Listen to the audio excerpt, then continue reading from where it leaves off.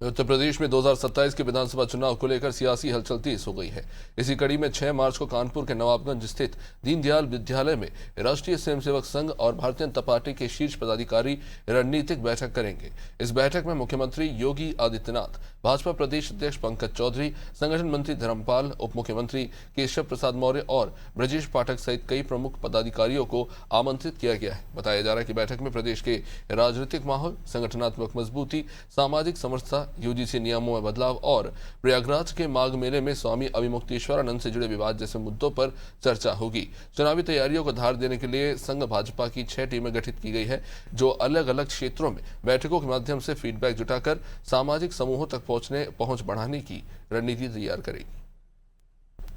RSS और Bharatiya Janata party यानी कि संघ और भाजपा की एक बड़ी बैठक होने जा रही है, जो कि कानपुर में होगी। इससे पहले भी वाराणसी, गोरखपुर की बैठक हुई थी और खासतौर पे ये माना जा रहा है कि ये बहुत बड़ी बैठक 2027 के विधानसभा चुनाव की रणनीतियों को लेकर हो रहा है। खासतौर पे इस बैठक में ये ध्यान देने योग्य है कि आरएसएस के तमाम जो पदाधिकारी वो तो शामिल होंगे ही, लेकिन उप मुख्यमंत्री केशव प्रसाद मौर्य, ब्रजेश पाठक, दोनों उप मुख्यमंत्री के साथ मुख्यमंत्री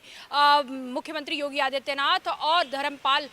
सिंह, जो कि संगठन महामंत्री हैं, प्रदेश अध्यक्ष पंकज चौधरी, ये तमाम जो भारतीय जनता पार्टी के पदाधिकारी हैं और दोनों डिप्टी सीएम और मुख्यमंत्री खुद इस बैठक में शामिल होने के लिए जा रहे हैं। और ऐसे में इस बैठक की रणनीति को लेकर, इसकी संजीदगी को लेकर खासतौर पे चर्चा का विषय बना है, क्योंकि लगातार जो बैठकों का दौर जो जारी है वो लगातार इस बात का संकेत दे रहा है कि 2027 के विधानसभा चुनाव से पहले किस तरीके से भारतीय जनता पार्टी पूरी तरीके से किल कांटों को दुरुस्त करते नजर आ रही है। खासतौर पे भारतीय जनता पार्टी और संघ दोनों ने मिलकर 6 टीमें भी गठित की हैं, जो कि तमाम मुद्दों पर जाकर चर्चा कर रही हैं,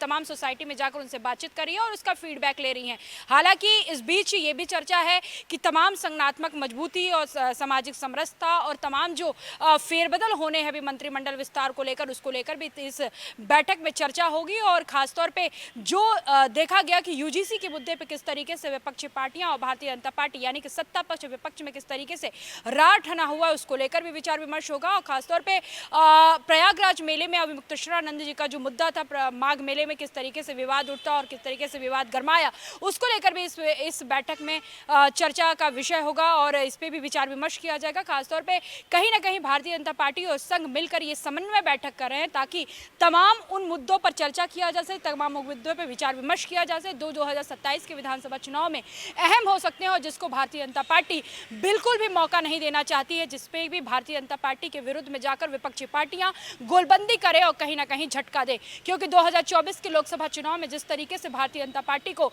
एक झटका मिला था, कहीं ना कहीं भारतीय जनता पार्टी को लगता है और संघ को भी इस बात का संकेत लगता है कि अगर हमने अभी भी इस मुद्दे को यही शांत नहीं किया तो हमें कहीं ना कहीं भारी नुकसान का सामना करना पड़ सकता है। और ऐसे में यूजीसी जो है और अभिमुक्तेश्वरानंद जी का जो मसला है वो सबसे महत्वपूर्ण विषय माना जा रहा है इस बैठक का। और ये देखना दिलचस्प होगा कि आने वाला तस्वीर जो है इस बैठक से क्या कुछ निकल कर आता है। कैमरामैन जिशान के साथ मैं जया सिंह, अनादि टीवी।